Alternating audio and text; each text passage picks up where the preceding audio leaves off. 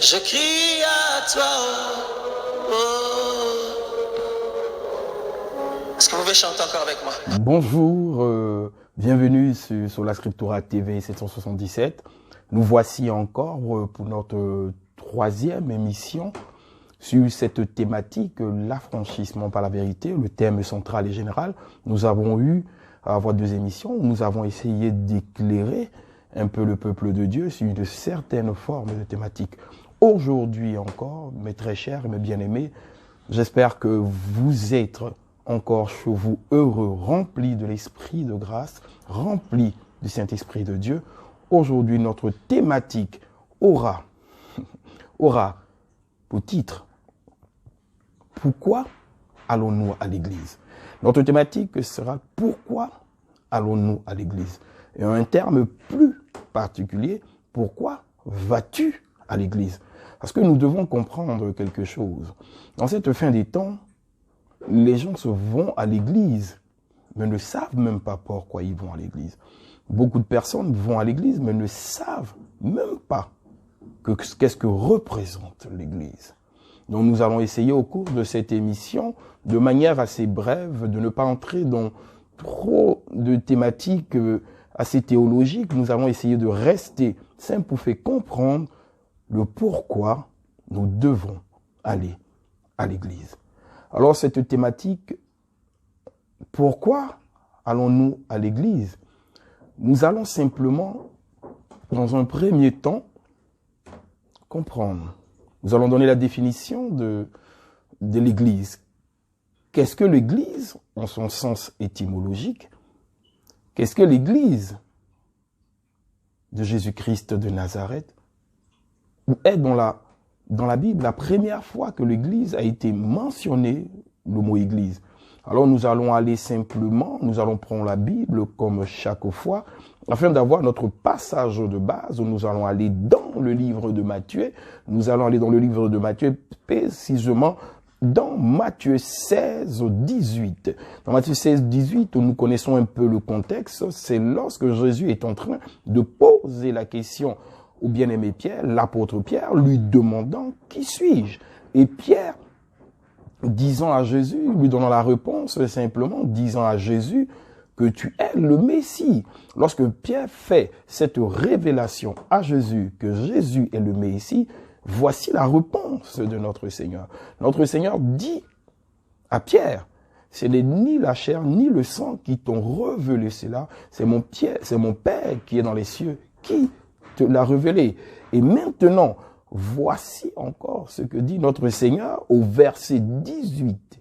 D'accord? Nous sommes dans Matthieu 16 précisément, mais nous sommes au verset maintenant 18. Et Jésus lui dit, nous lisons les Écritures. Et moi, je dis que tu es Pierre, et que sur cette pierre, je bâtirai mon église, et que les portes des séjours des morts ne prévaudront pas contre elle. Nous le relisons encore une deuxième fois. Et moi, je dis que tu es Pierre, et que sur cette pierre, je bâtirai mon église, et que les portes du séjour des morts ne prévaudront point contre elle. Voici la première fois que dans la Bible est mentionnée église. La première fois que c'est mentionné église, c'est par notre Seigneur Jésus-Christ. Et nous sommes dans un pronom personnel. Il dit mon église. Donc nous comprenons que l'église appartient à une seule personne, à Jésus-Christ de Nazareth. Maintenant, nous allons essayer de poser notre partage. Nous allons essayer de l'installer, de le poser. Dans un premier temps, que signifie église? Le mot église, quelle est sa signification? Étymologiquement, c'est-à-dire l'origine du mot, c'est un mot grec. Parce que nous devons comprendre que le français est un dérivé du grec. Donc c'est un mot grec. C'est un mot grec qui signifie sorti de. Ou dans un autre sens, hors de. Donc le mot église signifie sorti de. Voici la définition étymologique de ce mot grec, ecclésia.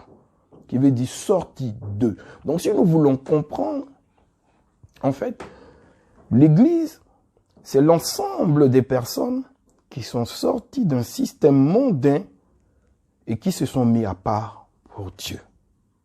D'accord? Nous expliquons encore la définition. Église, c'est un mot grec. Par sa racine étymologique, la signification, c'est ecclésia. Non, l'appel est ecclésia. Et sa signification, donc sa définition, signifie sortie de. Ou en un autre sens encore, hors de. D'accord? Donc, si nous voulons bien comprendre, c'est un ensemble de personnes sorties d'un système mondain afin de venir se mettre à part pour la gloire de Dieu. Amen. Mais ces personnes qui sont sorties, c'est là que nous revenons plus haut, lorsque nous avons eu à lire le verset dans le chapitre du bien-aimé Matthieu, lorsque nous avons eu 11 au chapitre 16, au verset 16, lorsque Jésus, dans sa conversation avec le bien-aimé Pierre, a dit à Pierre que sur la pierre que tu es devenu, je bâtirai mon église. Donc nous comprenons que l'église, c'est un ensemble de pierres sur laquelle Jésus bâtit son édifice, lui-même étant la pierre centrale. Nous sommes de petites pierres que dans cet ensemble que nous formons, qui est appelé Église, et Jésus en est la pierre principale. Donc nous comprenons que l'Église, c'est simplement des personnes nées de nouveau, mises à part pour le Seigneur, ayant eu la révélation de qui est Jésus-Christ de Nazareth. Parce que c'est ce qu'il dit à notre très cher bien-aimé Pierre. Il dit à Pierre, ce n'est ni la chair, ni le sang qui t'ont révélé cela, mais c'est mon Père qui est dans les cieux. Et lorsque Pierre fait cette révélation, Jésus maintenant lui dit que sur la pierre que tu es, je bâtirai mon église. Donc nous comprenons que pour être membre de l'église de Jésus-Christ, il faut avoir la révélation de qui il est. Amen. Si tu n'as pas la révélation de qui il est, tu ne peux pas être membre du corps de Christ. Tu dois avoir la révélation. Et on devient membre du corps de Christ par la révélation faite par l'Esprit de Dieu ou par notre Seigneur qui est dans le ciel, comme l'a été Pierre. Donc si toi c'est le sang qui t'a révélé cela, si c'est la chair qui t'a révélé cela, ta révélation n'est pas correcte. Il dit ce n'est ni le sang, ni la chair qui t'ont révélé cela. Donc en un mot, ce ne sont pas les hommes qui t'ont dit qui je suis. Donc si les hommes arrivent à vous convaincre qui est Jésus, cela n'est pas convenable. C'est le Saint-Esprit de Dieu qui doit te convaincre et te parler de Dieu. Car c'est ce que nous dit la parole. La parole dit que Jésus dit, il est préférable pour moi que je parte. Il est préférable pour vous que je parte. Afin que le Saint-Esprit vienne, qu'il vous enseigne, qu'il vous conduit dans la vérité, qu'il vous convainc de péché et qu'il vous parle de Dieu. Donc le Saint-Esprit doit nous parler de Dieu. Il doit nous convaincre des choses spirituelles. Amen. Donc, des choses spirituelles. Donc, c'est cela. C'est cela. Pour être membre du corps de Christ, il faut que tu aies la révélation de qui est Jésus-Christ de Nazareth. Donc là, nous avons posé un peu, de manière assez rapide, nous pouvons dire même succincte, nous avons essayé de poser pour expliquer qu'est-ce que l'Église. Nous avons donné l'origine du mot, qui est un mot grec, ecclésia, qui veut dire hors d'eux. Donc nous comprenons que l'Église, c'est les personnes qui sont sorties d'un système mondain, qui ont été mis à part pour Dieu. Donc nous pouvons dire encore en un mot que ce sont les personnes nées de nouveau, qui ont accepté Jésus-Christ comme Seigneur et Sauveur et qui ont eu la révélation de sa position céleste, c'est-à-dire qu'il est le Messie, qu'il est le Christ. Amen. Donc si cette révélation a été donnée par l'Esprit de Dieu et par Dieu, tu es membre du corps de Christ. Amen. Alléluia. Maintenant, nous voulons avancer progressivement et comprendre progressivement quelles sont l'Église. sa représentation. Parce que avant que nous puissions arriver dans la profondeur de pourquoi allons-nous à l'église, pourquoi vas-tu à l'église, sais-tu pourquoi tu vas à l'église, il faut que tu comprennes ce que est d'abord l'église. Nous avons donné les fondements, maintenant l'église rentre dans une catégorie, maintenant différentes formes que nous allons essayer de comprendre. D'accord? Il y a l'église est présentée comme le peuple de Dieu, ce que nous avons dit. L'église est présentée comme le peuple de Dieu, le support biblique que nous avons. Il y a 1 Corinthiens 1, verset 2, 1 Pierre 2, verset 4 à 10. D'accord? Donc l'église est présentée comme l'ensemble du peuple de Dieu. Amen. En 2, l'église est le temple de Dieu et de son Saint-Esprit. L'église est le temple de Dieu et de son Saint-Esprit. Et pour corroborer cela, nous avons 1 Corinthiens 3, verset 6. Nous avons aussi 2 Corinthiens 6, verset 14. L'église est le temple de Dieu. En les mots, on dit l'église est la maison et l'habitation de Dieu et de son Saint-Esprit. L'église est aussi appelée corps de Christ. Amen. L'église est aussi appelée corps de Christ. Et pour support biblique que nous avons, 1 Corinthiens 6, verset 15 à 16. L'église est appelée corps de Christ. Qu'est-ce que cela veut dire? Qu'est-ce que cela veut dire? C'est-à-dire que l'église ne peut pas exister en dehors de la communion avec Jésus-Christ. C'est impossible. C'est impossible. Une église, si elle n'est pas en communion avec Jésus-Christ, on ne peut pas l'appeler église. Parce qu'elle est le corps de Christ, dont Jésus-Christ lui-même est la tête. Amen. Donc une église qui n'est pas en communion profonde avec Jésus-Christ de Nazareth ne peut pas être appelée église. Donc l'église, nous voyons entre un pas, est appelée corps de Christ. Amen. L'église aussi est appelée l'épouse de Christ. Amen. L'église est appelée aussi l'épouse de Christ. D'accord? Et pour support biblique, lorsque nous allons prendre ça, nous allons prendre 2 Corinthiens 11, verset 2, Éphésiens 5, verset 22 à 27.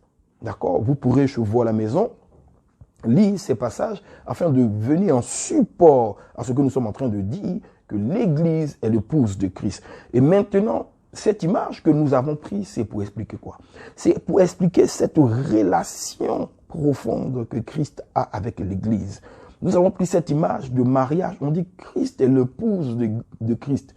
Christ est l'épouse de l'église. L'église est l'épouse de Christ, pardonnez-moi. L'église est l'épouse de Christ. Et nous avons pris cette image de mariage pour expliquer, illustrer la dévotion. Amen. La dévotion et la fidélité de l'église à l'égard du Christ. Alléluia. D'accord? C'est-à-dire que l'église, corps de Christ, étant l'épouse de Christ, lui doit une fidélité, une dévotion par l'amour. Amen. Une église qui n'est pas amoureuse de Jésus-Christ, une église qui n'a pas un message christocentrique, est une église vraiment un problème. Je suis désolé de le dire. C'est une église peut-être qui n'a pas compris elle-même ses fondations et son fondement. Parce que l'église elle-même, étant l'épouse de Christ, doit être amoureuse. Est-ce que lorsque nous sommes mariés, lorsque nous avons décidé de partir, prendre femme pour épouse, c'est parce que nous avons eu des sentiments pour cette personne. Nous avons eu des sentiments, nous sommes tombés amoureux de cette personne. Si vous mariez par condition, ou si vous vous mariez pour des profits personnels, ça, c'est votre souci. Mais c'est ce qui se passe dans la fin des temps. Les gens font des églises pour des intérêts. Ils font des églises pour des intérêts pécuniaires, pour des intérêts personnels, pour des intérêts que nous ne savons pas où ils vont chercher ça, satanique ou des intérêts démoniaques. Mais le vrai intérêt, lorsque Jésus-Christ de Nazareth donne à un peuple de pouvoir s'établir dans une ville, dans un pays ou dans un village ou dans une zone bien déterminée, c'est afin que ce peuple-là puisse avoir une relation d'amour avec lui. Car c'est son épouse. Amen. Donc, l'église épouse de Christ est une église qui doit être amoureuse. Elle doit être dans la dévotion totale à son époux. Amen. Et nous avons aussi l'église qui est l'appui et la colonne de la vérité. Amen. Mes très chers frères, l'église est l'appui et la colonne de la vérité. Cela veut dire simplement quoi? Vous avez 1 Timothée, on va aller dans 1 Timothée 3, verset 15. Lorsque nous disons que l'église est l'appui et la colonne de la vérité, ça veut dire que l'église soutient la vérité. L'église prend position pour la vérité. L'église s'oppose à toutes les fausses doctrines qui veulent s'infiltrer et venir changer la nature originelle de l'église. Amen. Donc l'église ne peut pas laisser des fausses doctrines s'infiltrer en son sein. Car ses fondements même sont la vérité. Alors l'église étant l'appui et la colonne de la vérité, elle ne peut pas, je dis bien, elle ne peut pas laisser s'infiltrer des fausses doctrines. Elle rejette avec efficacité et avec fougue les faux docteurs. Elle rejette avec fougue tout ce qui n'est pas écrit dans la Bible. Elle le rejette. Amen. Alléluia. C'est ça une église. C'est ça une église qui a pour appui la colonne de la vérité. L'église est l'appui de la colonne de la vérité. Donc, nous sommes désolés de le dire. Une église qui ne prend pas parti pour la vérité, une église qui ne se bat pas afin que la vérité soit révélée en son sein, n'est simplement pas une église. Elle n'est simplement pas une église. D'accord? Donc, voici, en un mot, nous avons essayé au travers des Écritures d'énoncer l'église, d'énoncer les différentes. Nous pouvons dire, pas forme, parce que l'église a une seule forme, mais les différentes vocations de l'église, nous pouvons dire en un mot au sens figuré, les différentes vocations de l'église. Nous avons énuméré ces différentes vocations. Encore, l'église est aussi une armée spirituelle où elle va dans le combat spirituel aussi. Nous pouvons dire, non, nous pouvons énumérer, nous avons essayé d'énumérer pour que chacun puisse comprendre de manière assez simple qu'est-ce que l'église. Pourquoi Jésus-Christ de Nazareth a donné son église. Amen. Donc maintenant, nous avons essayé de poser les jalons de notre partage. Donc je pense que chacun écoutant ceci peut comprendre maintenant fonctionnement où et comment est l'église. Amen. Maintenant, nous arrivons à notre thème très cher. Pourquoi allons-nous à l'église? Pourquoi vas-tu à l'église? Si tu ne sais pas pourquoi tu vas à l'église, vraiment, c'est que pour toi, c'est vraiment compliqué, c'est grave. Parce que dans la fin des temps, voici pourquoi les gens vont à l'église. C'est devenu général, c'est devenu central. Voici pourquoi les gens vont à l'église. L'église est devenue maintenant Bethsaïda. L'église est devenue Bethsaïda, la piscine de Bethsaïda. Les gens vont à l'église et ils attendent le miracle. Nous connaissons bien le contexte de la piscine de Bethsaïda dans l'évangile de Jean. Au chapitre 5, nous connaissons bien. Bethsaïda, c'est une piscine qui se trouvait aux abords du temple, avec 5 portiques. Et les gens venaient, ils attendaient simplement que l'ange remit l'eau et le premier qui tombe dedans est guéri. Donc les gens ne venaient pas parce qu'ils recherchaient Jésus-Christ de Nazareth, ils venaient simplement parce qu'ils attendaient un miracle. Et c'est ce que nous faisons dans les églises de la fin des temps. Nous avons transformé l'église de Jésus-Christ, notre Seigneur, en une église de miracles. C'est devenu Bethsaïda. C'est pour ça que vous voyez maintenant partout dans les assemblées, et nous voyons fuser ça sur les réseaux sociaux. Ce n'est que l'annonce des miracles. Miracles, miracles, prodiges de miracles. Le miracle de la cuisse, le miracle du menton, le miracle de l'aile. Toutes sortes de miracles. Vous sortez ça. Faux docteurs que vous êtes, vous n'arrêtez pas. Faux enseignants que vous êtes. Vous avez fait que l'église de Jésus-Christ est devenue maintenant une piscine de Bethsaïda, où les gens qui viennent ne savent même pas qui est Christ. Ils ne savent même pas qui est Christ. Ils viennent juste vers vous. Ils viennent comme si vous êtes comme des marabouts. Et vous ne faites que attiser ça par des miracles mensongers. Vous ne faites qu'attiser ça. Au lieu de les conduire vers la vérité, vous les conduisez vers le désir du miracle. Ce que vous faites n'est pas bien. Vous vous prenez pour l'ange de la piscine de Bethsaïda. C'est ce que certains enseignants même disent, qu'ils sont l'ange, les certains pasteurs qui sont l'ange de la piscine de Bethsaïda, que si je prie, je remets tout de suite ici, il y a le miracle. Pour qui vous vous prenez? Très cher. Nous vous disons encore une fois, vous avez chuté, vous vous êtes trompé. Vous vous êtes beaucoup trompé. Parce que l'église de Jésus, lorsque le miracle est manifesté, c'est par la miséricorde du Seigneur, c'est afin de parler de sa puissance. Mais il n'est pas constamment en train de faire des miracles. Il a fait le merveilleux, le plus grand, le glorieux des miracles, l'œuvre de la croix. Et la nouvelle naissance est le plus beau des miracles.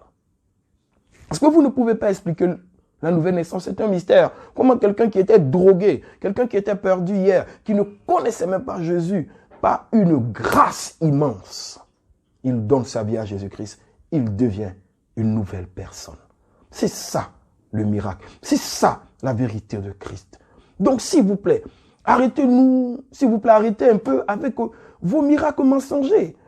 Vous avez fait de telle sorte que le peuple de Dieu, maintenant, lorsque quelqu'un vient à l'église, il ne fait qu'attendre le miracle. La prédication est faite, il est distrait totalement. Tout ce qu'il attend, c'est lorsque le pasteur va dire, amenez-les-moi, amenez-les-moi, amenez-les ici maintenant, lui, amenez-le, lui, oh là, bobo. Tout ça pourquoi? Toi, tu es qui? Et puis on va les amener à toi. Hein? Toi, tu es qui? On va les amener à toi. Amenez-les-moi, amenez-les-moi. Toi, tu es qui? Et puis on va les amener à toi. On les amène à Jésus-Christ de Nazareth. C'est lui qui les a appelés à son admirable lumière. Ce n'est pas toi, très cher. Donc arrêtez, amenez-les-moi, amenez-moi. Les gens sont venus, ils sont malades, ils se sentent pas bien, ils sont pas bien. Vous les faites encore tomber. Ils sont déjà à terre, mais vous les faites encore tomber. Ah! Non, mais vous êtes vraiment arrêtés. Non, vraiment arrêtés. Les gens viennent. Ils ne se sentent pas bien. Ils veulent rencontrer la lumière. Ils veulent rencontrer Jésus-Christ de Nazareth. Ils sont dans une vie ténébreuse. Ils veulent que Jésus-Christ de Nazareth, par sa parole, son amour, puisse les visiter, les pénétrer, afin qu'ils naissent de nouveau, afin qu'ils puissent avoir une marche digne du Seigneur. Mais vous, que faites-vous? Profusion de miracles. Vous faites parler même des mauvais esprits dans le temple de la maison de Dieu. Oh! Ce que vous faites est grave. Vous donnez le micro au père du mensonge.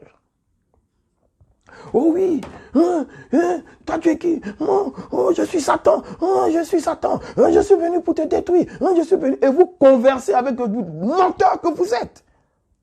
Vous pouvez lier ça. Attends, vous ne connaissez pas les Écritures? Vous ne voyez pas dans l'Apocalypse? Qui doit lier ça? Attends, c'est un ange. On n'a même pas dit son nom. On doit le lier. Il va le lier et le jeter dans le temps de feu. Mais vous voulez le lier comment? Et Satan va venir se mettre dans un corps. Lui qui est le maître de la ruse. Lui qui est le père du mensonge. Il va venir se faire avoir par vous, ses adeptes. Mais vous nous prenez pour qui? Avec vos miracles mensongers. À donner la parole au mauvais esprit. Ne savez-vous pas que le diable est le père du mensonge? Donc, tout ce que nous voyons sur les réseaux sociaux où il parle, oui, je suis ceci, je suis rentré, c'est des mensonges. C'est des mensonges. C'est simplement fait pour donner la gloire aux serviteurs de Dieu. Ils veulent simplement dire que le serviteur de Dieu, là, lui, il est vraiment fort, il est puissant. Tu as vu comment il a l'onction de guérison. Quelle onction? Vous faites toute une mise en scène afin d'avoir le peuple de Dieu comme ils viennent. Vous avez transformé l'église en Bethsaïda. Donc maintenant, ils viennent simplement dans l'attente d'un miracle. Ils attendent simplement que l'eau remue et le premier qui va aller dedans tombe. Celui-là a sa guérison, celui-là a son miracle. Où vous avez vu ça? Où vous avez vu ça? Ne savez-vous pas que lorsque Jésus vient à la piscine de Bethsaïda et que notre Seigneur arrive et approche devant le malade qui était là depuis 38 ans, qu'est-ce que notre Seigneur Jésus-Christ de Nazareth dit à ce malade? Il dit simplement à ce malade, veux-tu être guéri? Amen. Il ne lui a pas raconté d'histoire. Il dit, veux-tu être guéri? Amen. Et lorsqu'il lui pose la question, le très cher, étant dans cet handicap physique, commence à ressasser ce que vous avez fait. Il dit que quand je veux aller dans l'eau, il y a un qui m'empêche. Quand je veux plonger, l'autre ne me laisse personne pour m'amener. Parce que les gens pensent que pour que le miracle soit, il faut que quelqu'un puisse les aider à y arriver. Mais Jésus vient pour changer, pour abroger votre système mensonger. Jésus lui dit simplement, prends ton lit et marche. Et sur la parole du Seigneur, le miracle fut. Alléluia. Sur la parole du Seigneur, le miracle fut. Il n'y a pas eu de dégourdissement, il n'y a pas eu de grand geste. Jésus n'a pas tremblé comme vous faites là. Il y a le feu. Vous ne faites que mentir. Jésus n'a pas eu à faire ça. Juste sa parole. Sur sa parole, le miracle est arrivé. Et cet bien-aimé fut guéri de son handicap. Jésus est venu se mettre au bord de la piscine de Bethsaïda pour dire que tout ce système-là est abrogé maintenant. Il n'y a plus d'eau qui se remue. Sur ma parole, la guérison arrivera. Ce que je dis se manifestera. Alors ce que le Seigneur dit arrivera. Jésus te dit de croire et tu seras guéri. Jésus te dit de demander et tu recevras. Jésus te dit de frapper et on t'ouvrira. Jésus dit qu'il vient, il frappe à ton cœur. Si tu entends et que tu ouvres la porte de ton cœur, il rentrera chez toi et il s'installera chez toi, lui et son Père, et ils dîneront avec toi. Alors très cher, si toi-même tu ne veux pas accepter Jésus-Christ comme Seigneur et Sauveur, si tu es en train de chercher des miracles à gauche et à droite, je te dis, tu t'es trompé. L'église de Jésus-Christ de Nazareth n'est pas Bethsaïda. Alors qu'allons-nous chercher à l'église? Pourquoi allons-nous à l'église? Nous n'allons pas à l'église pour les miracles. Nous n'allons pas à l'église pour suivre un spectacle. Nous n'allons pas à l'église pour regarder des hommes de Dieu en démonstration de spectacle en train de se produire comme un spectacle américain. Nous allons à l'église très chère pour rechercher l'amour et la présence de Jésus-Christ. Nous allons à l'église très chère pour être construits par la parole de Jésus-Christ. Nous allons à l'église bien-aimée afin de pouvoir espérer être élus pour l'enlèvement. Alors, peuple de Dieu, écoutez la vérité du Seigneur. Nous n'allons pas à l'église pour les miracles. Nous ne sommes pas à la recherche de miracles. Mais bon, comme la prophétie de Matthieu 24, comme nous a dit le Seigneur Jésus-Christ, que dans la fin des temps, ils auront la démangeaison des choses agréables. Et c'est ce que nous sommes en train de faire en ce moment.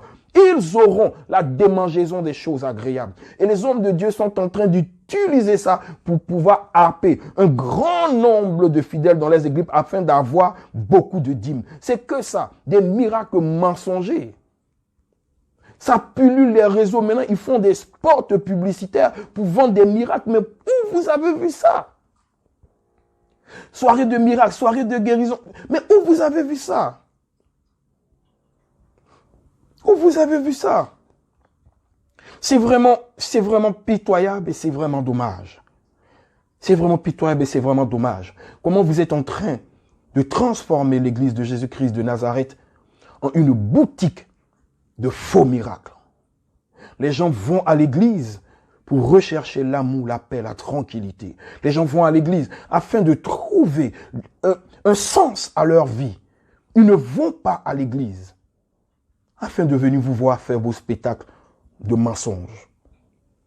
Il est temps que vous puissiez revenir à la vérité et que vous puissiez arrêter. Nous ne disons pas que le miracle dans l'église n'est pas vrai. Il y a de vrais miracles, mais pour un but bien précis, pour glorifier le nom de Dieu à un moment bien donné. Après le miracle, il y a la parole qui vient pour maintenant venir renforcer ce miracle. Car le miracle donnera à celui qui ne connaît pas Jésus de se lever et de dire qu'il si Dieu y est et de marcher convenablement. Mais le miracle n'est pas fait afin de glorifier un serviteur de Dieu. Alors, peuple de Dieu, attention à tous ces miracles mensongers. Prenez garde à tous ces pasteurs friands de miracles mensongers, à tous ces pasteurs qui donnent le micro aux faux esprits, aux mauvais esprits, aux esprits menteurs. Donc, s'il vous plaît, très chers bien-aimés serviteurs de Dieu, arrêtez un peu cette profusion de miracles qui amène le peuple de Dieu à se détourner de la parole et à aimer les miracles et à vous suivre et à vous élever au rang de faiseurs de miracles. Alors, à bon entendeur, salut, que celui qui a des oreilles pour entendre, entende ce que l'Esprit dit aux églises. Soyez bénis et encore merci. Merci de votre temps. Nous allons répondre aux questions que vous nous posez. Nous sommes en train tranquillement d'organiser ces différentes émissions car vous nous posez différentes questions, mais nous sommes en train d'organiser. Que le Seigneur Jésus-Christ vous bénisse, que le nom de l'Éternel soit élevé dans votre maison, que l'œuvre de la croix qui est l'essentiel de votre marche reste debout. Nous vous remercions encore pour votre amour. Recevez notre amour dans vos maisons. Nous vous aimons abondamment. Nous vous aimons abondamment. Merci encore pour tout. Merci. Je crie